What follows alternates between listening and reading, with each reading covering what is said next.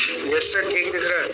Okay, देखिए यही हमारा वैकेंसी है, कितना पोस्ट पे है, कैसे क्या, मैं आगे बता रहा हूँ। ठीक है, ये government of India ministry of railway के द्वारा निकाला गया वैकेंसी है, जिसको आरआरबी बोलते हैं, रेलवे रिक्वायरमेंट बोर्ड्स। ठीक है, ये हर साल वैकेंसी निकालती है और किसी किसी साल किसी कारणवश नहीं निकाल पाती है। ठीक है, तो वो अलग रीज़न के कारणवश नहीं निकाल पाती, लेकिन हर साल ऐसा माना गया जो निकालती है वैकेंसी, और अच्छे खासे पोस्ट पे वैकेंसी आती है और हर डिपार्टमेंट में आती है। तो अभी हम लोग मतलब डिपार्टमेंट में यानी कि पैरामेडिकल में आया हुआ है। ठीक है, ये पैरामेडिकल का वैकेंसी है। वैसे रेलवे की बहुत सारी वैकेंसी आती है, 12th बेस पे भी रहती है, 10th बेस पे भी रहती है। ठीक है, तो ये सिर्फ ये वैकेंसी जो नोटिफिकेशन आप लोग देख रहे हैं, ये सिर्फ पैरामेडिकल वालों के लिए है, यानी कि जो मेडिकल फील्ड से है ना, उनके लिए है। अगर कोई लोग सिर्फ 12th पास किए हैं, अगर फिर उनका कोई मेडिकल का कोर्स चल रहा है रनिंग में अभी, तो उनका अभी कुछ नहीं हो सकता। वो लोग प्रॉपर तरीके से मेहनत कीजिए, प्रिपरेशन कीजिए, उन लोगों का कंप्लीट हो जाएगा, फिर दूसरा वैकेंसी में आप लोग फॉर्म फिलअप कीजिएगा। ठीक है, इसीलिए जिन लोगों का कोर्स कंप्लीट हो गया होगा, एकदम प्रॉपर तरीके से सर्टिफिकेट वगैरह मिल गया होगा आप लोगों का, कोई भी पैरामेडिकल कोर्स का या फिर कोई भी मेडिकल कोर्स का, तभी आप लोग इसके लिए अप्लाई कीजिएगा, अदरवाइज अप्लाई नहीं कीजिएगा, पैसा भी बर्बाद चला जाएगा। ठीक है, तो अब चलते हैं कितने पोस्ट पे आया, कैसे कैसे आता है, मैं आगे बता रहा हूँ। ठीक है, देखिए ये जो हमारा वैकेंसी का मतलब फॉर्म फिलअप स्टार्ट होगा, वो होगा 17/8 से स्टार्ट होगा, यानी कि 17 अगस्त से आपका स्टार्ट होगा, 15 अगस्त के ठीक परसों होके। ठीक है, 15 अगस्त हो जाएगा, उसके ठीक परसों होके आपका ये वैकेंसी फॉर्म फिलअप स्टार्ट हो जाएगा। ठीक है, और इसका लास्ट डेट है, मतलब 1 महीने तक आप आराम से वैकेंसी भर सकते हैं, कोई दिक्कत नहीं। यानी कि 16 सितंबर तक आप लोग आराम से बेझिझक वैकेंसी भर सकते हैं, कोई दिक्कत नहीं है। आराम से आपको जब मौका मिले 1 महीने के बीच में, तब आराम से सोच समझ के भर लीजिएगा। ठीक है, जनरल वालों के लिए मतलब 500 रुपया इसका फ़ी है फॉर्म फिलअप का, और उसके अलावा SC ST OBC वगैरह का जो आते हैं, उनके लिए है 250 रुपया। ठीक है, इसलिए कोई ज़्यादा मतलब इसमें चार्ज भी नहीं है, उसके लिए कुछ इशू नहीं है इसमें, तो इसलिए इसमें कोई घबराने की आवश्यकता नहीं है। आप लोग एक बार फिर से समझ लीजिए, इसका जो एप्लीकेशन स्टार्टिंग है मतलब ऑनलाइन फिलअप अभी नहीं हो रहा है। इसका ऑफिशियल वेबसाइट क्या, मैं आपको बता दूंगा, ग्रुप में ही डाल देता हूँ। जो जो लोग क्लास नहीं भी ज्वाइन किए हैं ना, वो लोग अपना ये कर लेंगे, देख लेंगे। उसका ऑफिशियल वेबसाइट होता है, उस पर जाइएगा आप लोग। ठीक है, वहाँ पे आपको पैरामेडिकल रिक्वायरमेंट्स बोर्ड जहाँ लिखा है उस पर क्लिक कीजिएगा। उसके बाद एक बड़ा सा फॉर्म मिलेगा आपको, वहाँ पे फॉर्म भरा एकदम प्रॉपर तरीके से अपने डॉक्यूमेंट में से मैच कर करके भर लीजिएगा। उसके बाद आपको पेमेंट का ऑप्शन आएगा, और इस बार UPI से भी आप पेमेंट कर सकते हैं। आपका UPI जो रहेगा वहाँ पेस्ट कर दीजिएगा, और आपके इसमें फ़ोनपे या गूगल पे में ये आएगा, मैसेज नोटिफिकेशन आएगा, वहाँ से आप पेमेंट कर लीजिएगा। ठीक है, जनरल वालों के लिए 500 रुपया है, SSC ST OBC वालों के लिए 250 रुपया मात्र है। ठीक है, आई होप फीमेल के लिए भी मेरे ख्याल से 250 रुपया ही है। ठीक है, वैसे इसका एक शॉर्ट नोटिफिकेशन जारी हुआ है, लॉन्ग नोटिफिकेशन जारी होना भी बाकी है। उसमें डिटेल्स से पता चलेगा क्वालिफिकेशन के बारे में, और भी बहुत चीज़ मतलब बारे में हमको पता चलेगा। वो जो जब नोटिफिकेशन आएगा लॉन्ग नोटिफिकेशन, मैं आप लोगों को इन्फॉर्म कर दूंगा, और आप लोगों का प्रिपरेशन भी मैं ही कराऊंगा। एकदम प्रॉपर तरीके से प्रिपरेशन होगा, और मुझे ऐसा मतलब भरोसा है जो आप सब लोग निकाल लीजिएगा। और इसमें कोई ज़्यादा पोस्ट नहीं है और ज़्यादा कम भी नहीं है, इसलिए एकदम एवरेज अमाउंट पे निकला हुआ है। 1376 पोस्ट पे निकला हुआ है, हर डिपार्टमेंट लगा करके। ठीक है, 1376, कोई ज़्यादा भी नहीं और कोई कम भी नहीं है। ठीक है ना, तो देखिए सबसे पहले डाइटिशियन वगैरह का जो है उसका लेवल 7 है। ठीक है, तो इसका जो सैलरी वगैरह 44,900 है। ठीक है, C2 में आता है, जिसका एज लिमिट 18 से 36 होता है। ठीक है, और टोटल वैकेंसी 5 है, यानी कि डाइटिशियन के लिए 5 ही वैकेंसी है। ठीक है, और इसमें नर्सिंग सुपरिटेंडेंट हो गया, इसमें आप लोग प्रॉपर से इसको पढ़ लीजिएगा। 44,900 रुपया इसका मतलब सैलरी इनिशिएट है, सैलरी है। ठीक है, वैसे हाइस्ट सैलरी इसका 80-90 1 लाख तक जाती है। ठीक है, इसलिए स्टार्टिंग सैलरी इसकी 44,900 जाती है नर्सिंग सुपरिटेंडेंट का। ठीक है, इसमें क्वालिफिकेशन आपको BSc नर्सिंग काफ़ी होता है। ठीक है, और इसका जो एज लिमिट होता है 20 से 43 होता है। अगर आपका एज 20 से कम है तो आप लोग इस फॉर्म फिलअप नहीं कीजिएगा, अदरवाइज आपका पैसा ही बर्बाद चला जाएगा। और इसमें सबसे ज़्यादा वैकेंसी निकला हुआ है नर्सिंग सुपरिटेंडेंट वाले के लिए। ठीक है, 713।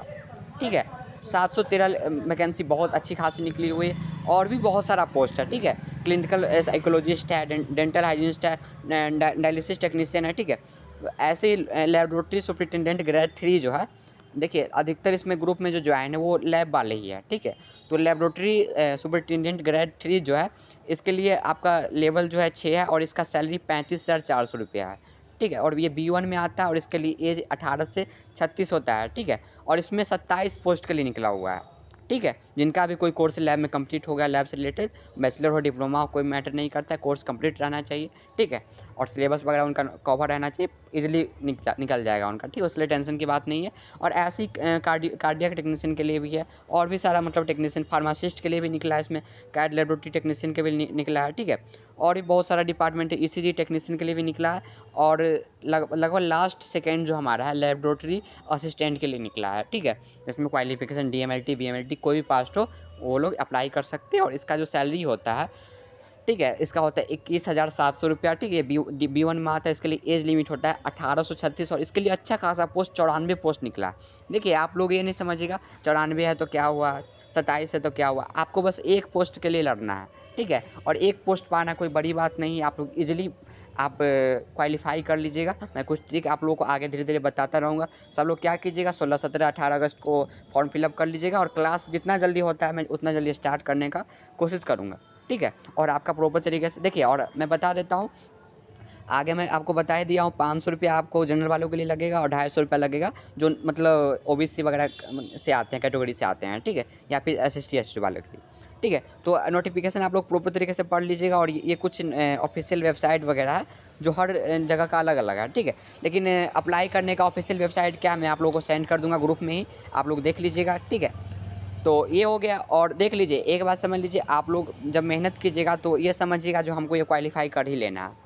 अगर नहीं हुआ क्वालिफाई कोई दिक्कत नहीं, और भी बहुत सारा डिपार्टमेंट का वैकेंसी आता है, उसके लिए कोई टेंशन नहीं, कोई इशू नहीं है, ठीक है। लेकिन कोशिश कीजिएगा जो अपनी भर पूरी मेहनत करे, बस हमको एक पोस्ट के लिए लड़ना है, ठीक है। तो यही हमारे नोटिफिकेशन में था। और आगे जितना कोई नोटिफिकेशन आता रहेगा मेरे पास, मैं आप लोगों को प्रॉपर तरीके से बताता रहूँगा, और आप लोगों का क्लियर होता जाएगा, ठीक है। और ये कोई बड़ी वैकेंसी नहीं है जो मतलब हम मेरा हुआ तो मतलब कोई दिक्कत नहीं, देखिए हो जाएगा तो अच्छी बात है, अगर नहीं हुआ इसमें तो और भी बहुत डिपार्टमेंट वाले को निकलेगा, ठीक है। इसलिए आप लोगों को टेंशन लेने की आवश्यकता नहीं है। लेकिन हाँ, निकला है तो इसको मौका को मिस नहीं कीजिएगा, क्योंकि मौका और धोखा बार बार नहीं मिलता है, ठीक है।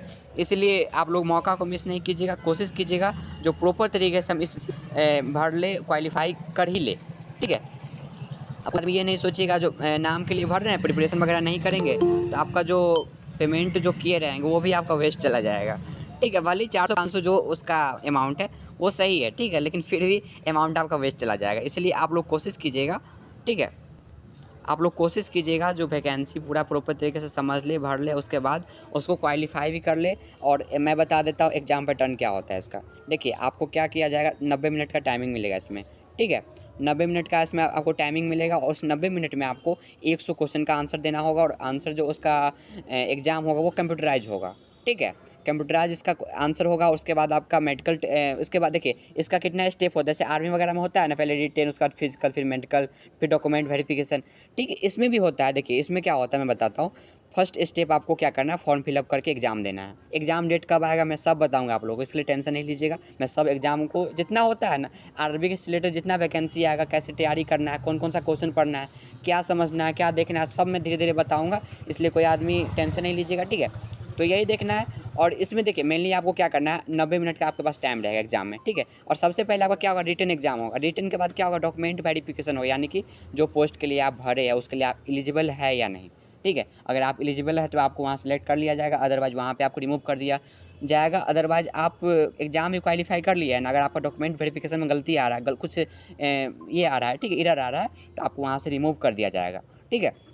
तो ये समझ गए। तो आपका डॉक्यूमेंट वेरिफिकेशन यानी कि डॉक्यूमेंट आपका एकदम रेडी रहनी चाहिए, ठीक है। उसके लिए आप लोग पहले से रेडी करके रख लीजिएगा। जब आपका एग्जाम निकल जाएगा, जैसे रिजल्ट आएगा मैं सब बता दूंगा रिजल्ट कैसे निकलेगा। जब आप लोग एग्जाम दीजिएगा तब, एग्जाम का डेट अभी रिलीज नहीं हुआ है, ठीक है, लॉन्ग नोटिफिकेशन आएगा उसमें रिलीज हो जाएगा, ठीक है ना। तो एग्जाम कब होगा, कैसे क्या प्रिपरेशन करना, मैं आगे धीरे धीरे आप लोगों को बताता रहूँगा, ठीक है।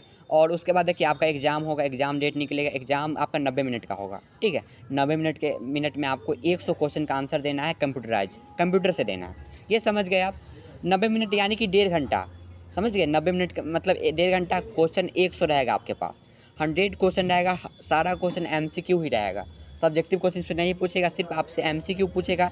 100 क्वेश्चन रहेगा, 100 नंबर में आपका 70 नंबर रहेगा सब्जेक्ट से, यानी कि आप लोग जिस डिपार्टमेंट से, यानी कि लैब से है तो लैब से रिलेटेड क्वेश्चन रहेगा, DMLT BMLT से रिलेटेड, ठीक है। अगर आप लोग नर्सिंग से है तो नर्सिंग से रिलेटेड क्वेश्चन रहेगा, फार्मासिस्ट विभाग से है तो उस विभाग का रहेगा, अगर कैथ लैब टेक्नीशियन है तो उस विभाग से रहेगा, ECG टेक्नीशियन है तो आपके उस सिलेबस से रहेगा, ठीक है। अगर आप मतलब सिलेबस के लिए, आप जिस कोर्स के लिए, जिस मतलब पोस्ट के लिए आप वैकेंसी भरिएगा ना, उस पोस्ट का ही क्वेश्चन आपसे पूछा जाएगा।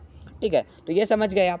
तो इसके बाद आपका क्या होगा, 100 क्वेश्चन रहेगा, 70 नंबर आपका सब्जेक्ट जाएगा, 30 नंबर जिधर बचा ना, उसमें आपको जीके पूछेगा, रीजनिंग पूछेगा और मैथ पूछेगा। इसलिए ये जीके, रीजनिंग, मैथ को भी आप लोग ये नहीं कीजिएगा, इसको भी कवर कर लीजिएगा। वैसे जिनका सिलेबस कवर है ना, वो लोग सिर्फ सिलेबस से भी निकाल सकते हैं। और इसका कट ऑफ जैसा इस बार का मतलब मुझे चांस लग रहा है, इसका कट ऑफ लगभग 55 से 60 तक जाएगा। ठीक है, ओबीसी एसएसटी वालों के लिए 55 तक जाएगा और जनरल वालों के लिए 60-65 तक जा सकता है, कट ऑफ इसका जा सकता है। ठीक है, इसीलिए कट ऑफ को भी ध्यान हमको रखना है, यानी कि 100 में आपका 60 नंबर आ जाएगा तो आपका इजीली आरआरबी क्वालिफाई होगा। फटाक से आपका डॉक्यूमेंट वेरिफिकेशन होगा, उसके बाद जैसे एग्जाम क्वालिफाई होगा, डॉक्यूमेंट वेरिफिकेशन होगा कुछ दिन बाद, उसके बाद जस्ट मेडिकल आपका चेकअप होगा, मेडिकली आप फिट है कि नहीं, आपके अंदर कोई दिक्कत विक्कत तो नहीं है, वो हो जाएगा। उसके बाद आपका क्या होगा, फटाक से आपका जॉब लग जाएगा। जो पोस्ट पे आप रहिएगा उस पोस्ट का आपका सैलरी दिया जाएगा, तो कुछ दिन ट्रेनिंग वगैरह चलेगा। ठीक है, उसके बाद एकदम प्रॉपर तरीके से आपको गवर्नमेंट जॉब लग जाएगी, फिर लैब सेट हो जाएगा और उसके बाद भी आप स्टडी प्रॉपर तरीके से कर सकते हैं। ये समझ गए। अगर जिनका एग्जाम नहीं निकला तो अब वो मतलब स्टूडेंट ऐसा नहीं, वो कैंडिडेट ऐसा नहीं जो डिप्रेशन में चल जाएगा, वो लोग क्या कीजिएगा, देखिए कोई भी चीज़ ये नहीं जाता। मान लीजिए आप कोई चीज़ काट रहे हैं, अगर एक बार उस पर ये कीजिएगा, मान लीजिए आप पत्थर फोड़ रहे हैं हथौड़े से, तो एक बार अगर मारिएगा उस पर तो थोड़ा ना थोड़ा उस पर ये फोर्स लगेगा, जिसके कारण वो थोड़ा बहुत ब्रोक डाउन होगा। ठीक है, तो थोड़ा सा टूटेगा, दोबारा बार मारिएगा टूट जाएगा वो। ऐसा ही अगर किसी का फर्स्ट टाइम नहीं निकलेगा तो किसी को टेंशन नहीं लेना है, सेकेंड टाइम कोशिश कीजिएगा, नेक्स्ट वैकेंसी में अप्लाई कीजिएगा। हर वैकेंसी को आपको भरना है, अप्लाई करना है और हर वैकेंसी को क्वालिफाई आपको करने का सोचना है। ठीक है ना।